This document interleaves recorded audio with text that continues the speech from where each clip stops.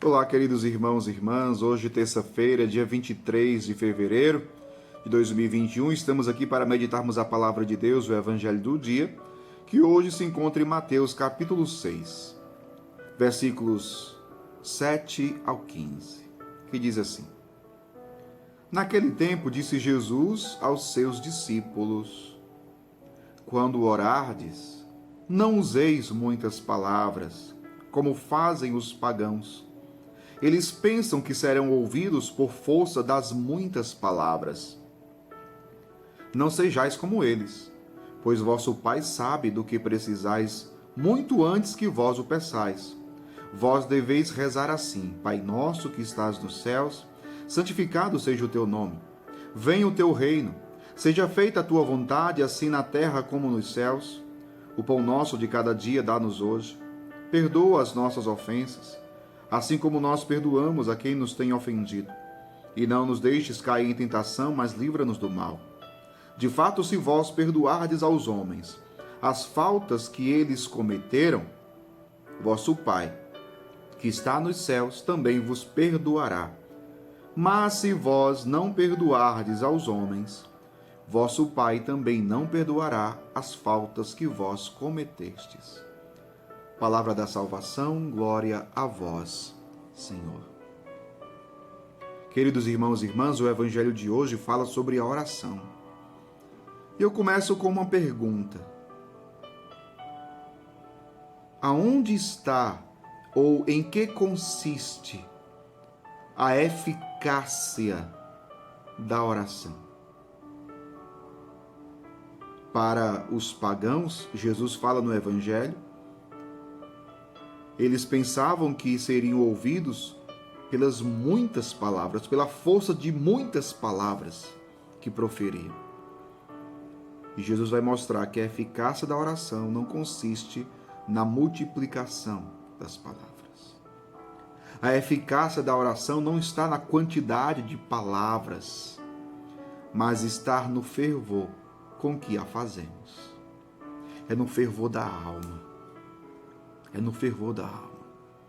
Você pode até não dizer nenhuma palavra quando rezar. E, no entanto, a sua oração ser uma oração fervorosa, cheia do fervor do Espírito Santo, sem uma palavra sequer.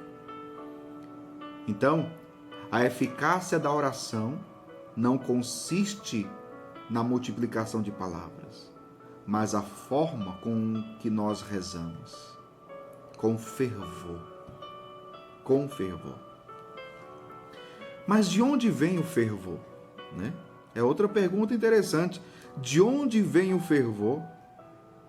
O fervor vem do encontro com Deus. Da experiência do encontro com Deus. Quando nós fazemos a experiência com Deus, quando nós encontramos o Senhor, quando nós temos esse momento de intimidade com Deus, dessa experiência brota o fervor nos nossos corações. Brota o fervor nas nossas almas. A oração, ela é uma relação com Deus, meu povo. Não é só dizer palavras. A oração é mais do que dizer palavras. É tanto que, como eu dizia, não precisa nem dizer palavras para poder rezar. Não. A oração é uma relação com Deus. E é uma relação que transforma a nossa vida, que transforma o nosso jeito de ser. Jesus ensina a rezar, ensinando o Pai Nosso. Jesus diz no Evangelho, vós deveis rezar assim. Aí ensina a oração do Pai Nosso. Ensina a oração do Pai Nosso. E a oração do Pai Nosso, nós vamos perceber que pela oração do Pai Nosso nós compreendemos que a oração é de fato esta relação com Deus. Eu chamo a Deus de Pai. Deus é nosso Pai. Portanto, nós somos filhos e, como tais, devemos viver uma relação filial com Deus. Agora, essa relação filial com Deus, ela tem consequências práticas na nossa vida. Como eu falava, a oração é uma relação com Deus que transforma a nossa vida, que transforma o nosso jeito de ser. Então tem uma consequência direta no nosso estilo de vida, no nosso jeito de ser, né? A oração do Pai Nosso nos mostra como devemos viver. Como devemos viver? Meu povo, nós não devemos desassociar a oração das nossas atitudes. Veja a oração, analise a oração do Pai Nosso. Depois, aqui fica um conselho, um convite.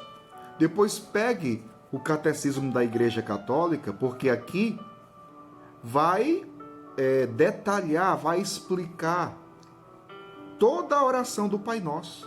Depois eu convido você a pegar o Catecismo da Igreja Católica. Se você não tiver, adquira. Todo católico deve ter o Catecismo da Igreja.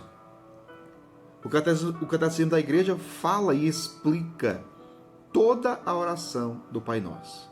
Aqui não daria tempo de fazer isso. Por isso eu recomendo que você depois pegue o Catecismo da Igreja e leia toda a oração do Pai Nosso com a sua devida explicação que a Igreja nos faz. Mas então, como eu estava dizendo, a oração do Pai Nosso nos mostra o que devemos viver, como devemos viver. É um estilo de vida. Veja como é muito prática a oração do Pai Nosso. Começa chamando Deus de Pai Nosso. E como eu já dizia, essa relação com Deus. Mas veja, santificado seja o teu nome. Santificado seja o teu nome. Venha o teu reino. Seja feita a tua vontade. Veja que a nossa oração nos leva a fazermos a vontade de Deus. Assim na terra como nos céus, o pão nosso, aí nós apresentamos e pedimos a Deus por nossas necessidades. O pão nosso de cada dia nos dai hoje, dá-nos hoje. Perdoa as nossas ofensas. Perdoa as nossas ofensas. E nós ainda dizemos para Deus, assim como nós perdoamos a quem nos tem ofendido. A quem nos tem ofendido. E não nos deixes cair em tentação, mas livra-nos do mal. Veja, o Catecismo da Igreja Católica vai explicar cada pedido deste que está contido no Pai Nosso. Mas veja como é algo muito prático. Fazer a vontade de Deus, não cair em tentação. Pedir a Deus que nos livre dos males, de todo mal. E ainda mais, o Evangelho ainda fala do perdão. Se vós perdoardes aos homens as faltas que eles cometeram, vosso Pai que está nos céus também vos perdoará. É uma condição. Às vezes nós queremos o perdão de Deus, mas nós não queremos perdoar. Está errado. Se eu estou decidido a não perdoar, eu não posso rezar o Pai Nosso. Porque o Pai Nosso está dizendo, perdoa as nossas ofensas, assim como nós perdoamos a quem nos tem ofendido.